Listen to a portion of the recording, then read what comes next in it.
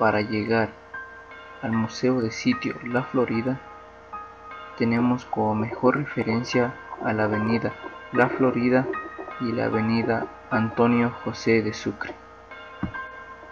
Tomamos la avenida Antonio José de Sucre en sentido norte-sur hasta llegar a la calle César Villacrés.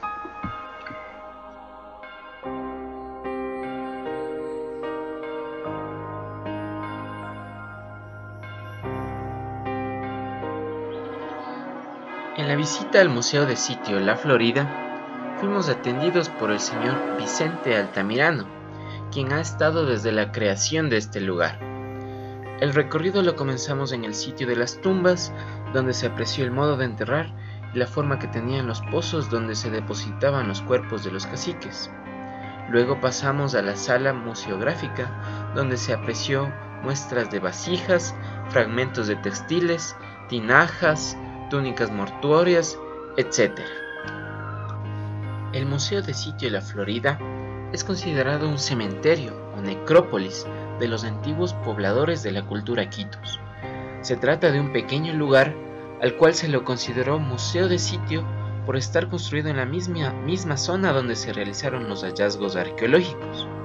La Florida nos muestra una especie de arquitectura funeraria formado por varias tumbas que son pozos profundos con cámara central llegando a los 15 metros bajo el nivel del suelo, las que fueron construidas entre los años 200 después de Cristo y 680 después de Cristo.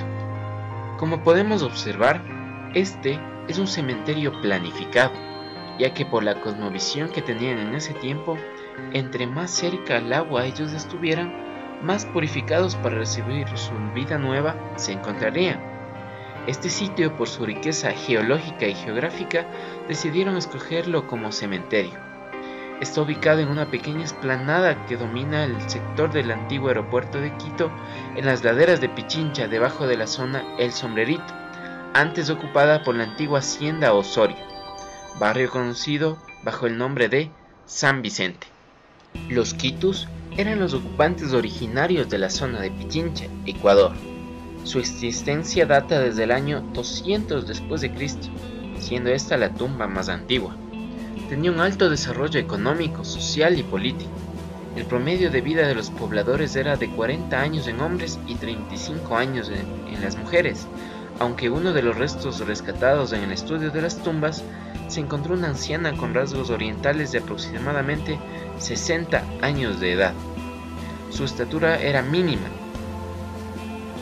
Su presencia delata la intensificación de la agricultura para sostener el crecimiento poblacional y una organización política jerárquica y dependiente de un cacique mayor.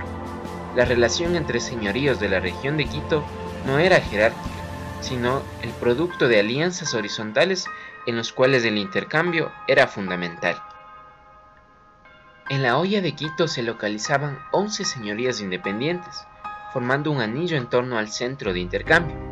Aunque no hay evidencias definitivas, podría ser que estos señoríos hayan estado confederados en 4 grupos, siendo así los del sur los más complejos y poblados hacia la zona de Tumbaco, hacia los Chillos con Amaguaña, Urinchicho y Uyumbicho.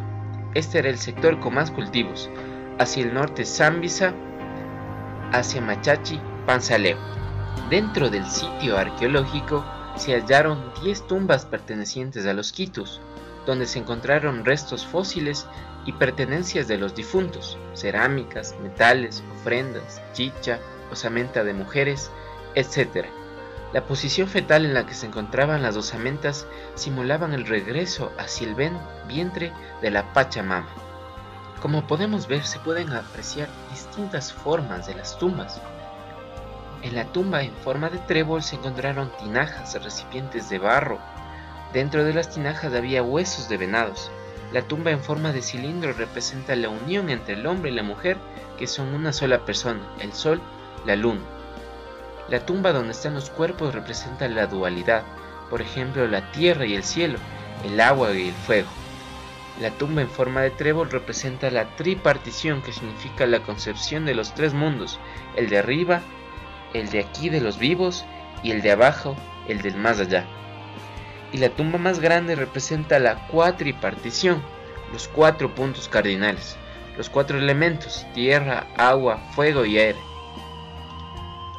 Finalmente los quitus fueron conquistados por los caras, que habitaban por el año 980 después de Cristo, empezando por las costas de Manabí y que remontando la cordillera occidental de los Andes encabezados por Shiricán, se establecieron a los pies del Pichincha.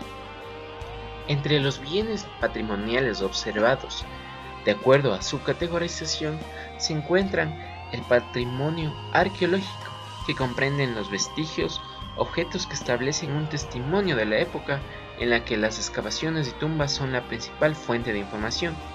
Dentro de ellos se encontraron vasijas, fragmentos de textiles, tinajas, cajas de gipta, los cuales son recipientes donde contenían la ceniza, y ajuares con concha spondylus y madre perla.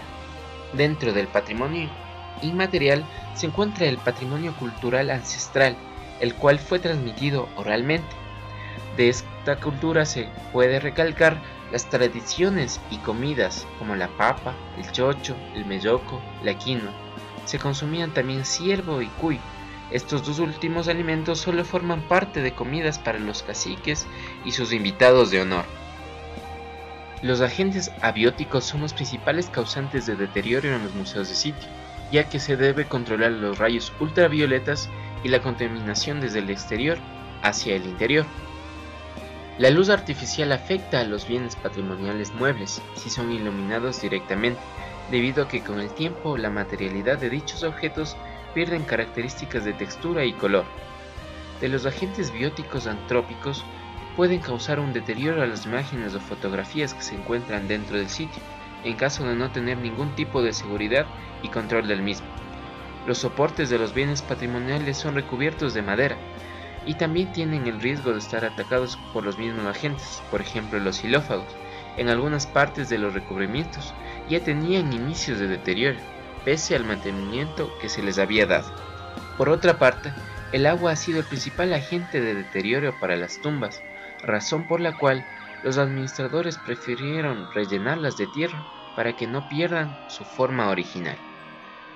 En el museo se puede observar que tiene pocas aberturas en cuestión de ventanas y puertas, con el objetivo de prevenir y controlar el ingreso de luz directa y contaminación a los bienes patrimoniales.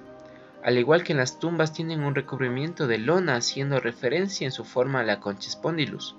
En la mayoría de los casos, la iluminación artificial dentro de las vitrinas son halógenos, recomendablemente, dando una luz indirecta a las vasijas, ayudándole a la protección de estos bienes patrimoniales. La vestimenta fue conservada gracias a la ceniza volcánica que mezclada con el agua se convierte en roca denominada cangawa, lo que ayudó a mantener en buen estado los vestuarios que utilizaban estas culturas. El uso de vitrinas para la protección de los bienes patrimoniales es tomado como medida preventiva, puesto que con las vitrinas no se dará el contacto directo de las personas con los objetos. La conservación terapéutica consiste en quitar la suciedad y los polvos que se acumulan en las obras que contienen una protección frontal, mas no superior. Por esta razón los bienes patrimoniales llegan a tener cierta suciedad, aunque en la actualidad los encargados de la limpieza tienen nuevas técnicas para mantener los objetos en buen estado. Cuando recién se encontró las cerámicas, vasijas y huesos, se aplicó la técnica de anastilosis para poder recrear y restaurar algunas piezas y darle la forma original, dejando como muestra la intervención dentro de las piezas para no cometer el denominado falso histórico. Como se puede observar en las imágenes, la gestión del bien patrimonial cultural ha sido adecuada, ya que todos los elementos patrimoniales han sido conservados y tratados. Don Vicente Altamirano nos ha comentado que en los años recientes se ha podido ejecutar varias obras de restauración gracias al presupuesto que se ha otorgado anualmente.